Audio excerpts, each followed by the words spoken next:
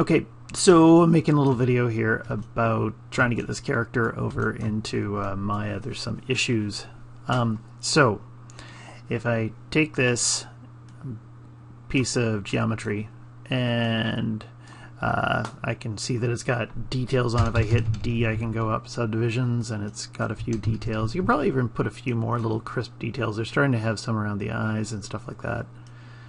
But whatever. Anyway, that's not the point. I'm going to go down to the lowest subdivision level. And you can see that actually here. I'm in the lowest subdivision level, 11,000 polys. If I go to Z plugin, and I'm in the displacement section here, got displacement on. I made it actually for this one here, you could probably make it a bigger texture because it's one Udemy space, flip vertically.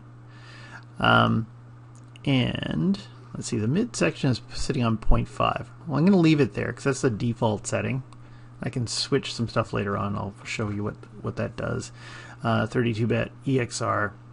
And when I go up and I hit create all maps, I've already made one of these. I'm going to do it again. Just going to bump it up, make it a bigger texture. Okay, and writing the OpenEXR, done, 12 seconds. Okay, and I'm going to go back to Maya. Now here's where the character, the displacement map belongs. Okay, I got a body here. What does it look like? If I go over here, I'm just going to check out the UVs. UVs are kind of weird on this one. Because the other one's different, so I'm just going to take this, I'm going to hide it. Boop. And as a matter of fact, let's hide these things. All the lights are not in the same area. I find it easier if the lights are kind of like in one area, so you can get them all at the same time. And here, let's just do this. All I'm doing is middle click dragging. There's a camera here. I'll put the camera right up here. And now I can grab all this stuff really quickly and just hit H. Oh, and there were some things that were hidden, and I've suddenly unhidden them. Okay, great. And I'll just take that body and hide it too. Okay. Oh, and the hair. Hair, eyelashes, eyebrow, H. I'm going to go File, and I'm going to import in that mesh that came from ZBrush. I exported it as an OBJ file. Make sure that I always like to use the third option here and have it on single object. Okay, and that doesn't change any of the name things on it and stuff like that. Okay, great. Import. There it is. Voila. Okay, so let's just throw an Arnold material on this and let's see what it looks like when I render it. Okay, so some things. First off, you see it, everything's faceted. If I go here to mesh, I can hit soften edge, and that gets rid of that weird faceting. First thing I want to get rid of. Okay, and let's go and hook up our displacement map. So I'm just going to go and grab this and go into the material attributes again.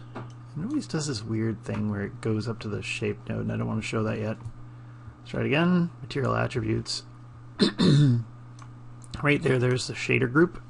Displacement material. I'm going to go and hook up a file texture. And it got all puffy. File 22. I'm going to go up here. File name. Go browsing. And I do believe it's probably going to be the bigger file, so that one. Boop. Open. Okay, and it got all puffy. And what's going on?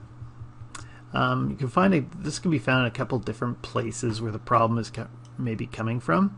What I'm going to do is where it says alpha gain 1, whatever value is here has to be -half. So I put in -0.5, enter. Okay, the puffiness is gone. So the next thing is, if we zoom in to some area on here, you'll start to see there's little chunks, there's hard edges around here, most likely. Actually, there is a lot of polys, so it's harder to detect. But we're just not quite getting what we want out of this. So, if I go over into the shape node, and I had to open up, come on, the Arnold section, Okay, so I went in here, Arnold, and then I went, there's the visibility, we don't need that. Export, we don't need that. We're looking at subdivisions. I'm going to switch that to Cat Clark. And I'll just start off with, say, 3. As soon as I put it up to 3, we should get some nice kind of crisp details showing up. Okay, see that edge around the lip. Something else that's kind of bugging me here, I'm going to mention, is with, say, these lights. The lights are too close. Okay, that'd be a weird spot. If I was taking a photograph of someone, that'd be a weird spot to have a light. So I'm just going to go here and go and look through, select it, and I'll just zoom out a bit. Remember, that can turn down your intensity just by pulling your light away. That's the same thing as dialing down the intensity or the exposure. And so there we can kind of see what the displacement should look like, I suspect. I can also take that, right click, boop, and go back here. Iterations, I can go up a bit if I'm not getting some detail. Like, it'd be nice to have some kind of skin porish things that kind of broke up the surface a little bit around where the specularity is. And actually, just hold on a second while we're at it. Let's do one more thing. Material attributes. And what if I go to the Arnold standard surface, and just for fun, I'm going to go in here and turn on the subsurface. And click on this. I'll pick chicken. Make it look like chicken. No. As soon as I do this, now we can start to see some light coming through from this light over here. Based on the thickness of the character, it might take a little bit to go and smooth this out. I got to figure out where, let's see, sampling is coming in. The sampling's pretty noisy. Remember that the sampling on these lights, so you got this up to 8. Let's go and put this to, say, 3. I'm noticing that when I do 8, that's more of a something I might do when I'm in V-Ray.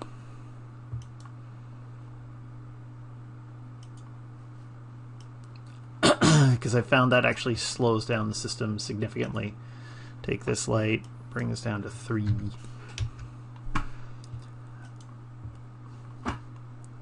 And that one's already there. What about this one?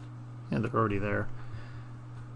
Okay, and the other thing I can do to kind of smooth that out, not the IPR, that's not what I wanted. Go away. There. Render settings, and if I go into Arnold Render, the subsurface scattering slider is set to 2 by default, so let's go and put that up to, say, 4. And advanced ray depth, specular diffuse, total of 8. Let's bring this down because I don't think we're going to need it that high. And now I need to refresh this, see if I can clean up some of this noise in here.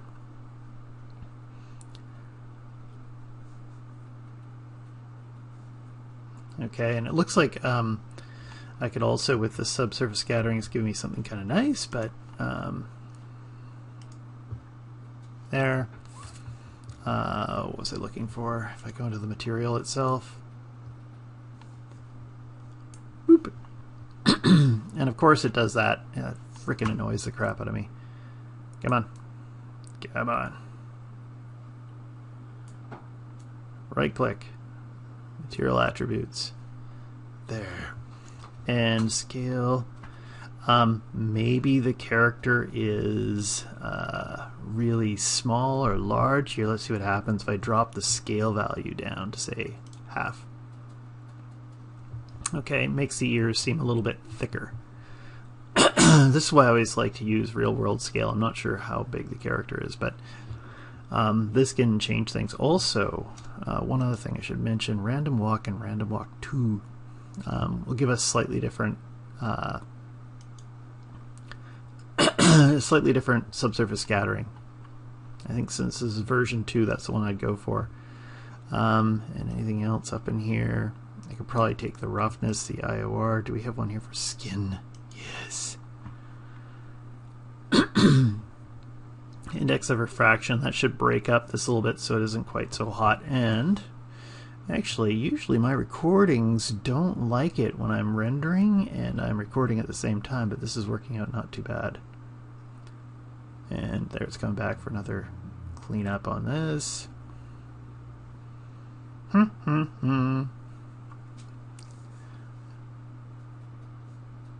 Okay, I might pause for a second to let it finish its render. Okay, so I let the render kind of do its thing.